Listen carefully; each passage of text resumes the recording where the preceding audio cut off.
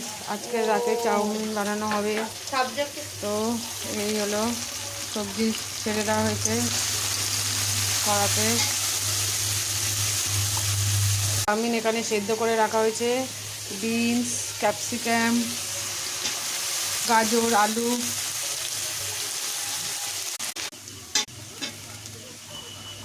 রাখো। Capsicum, beans, গাজর, আলু সুন্দর করে ভাজা হয়ে যাচ্ছে। দিয়ে দিলাম স্বাদ মতন লবণ। সুন্দর করে একটু ভাজা করে নেওয়া হচ্ছে। লবণ দেওয়ার পর মিক্স সস দিয়ে দেওয়া হলো। বয়েলড চাউমিনটা দিয়ে দিলাম।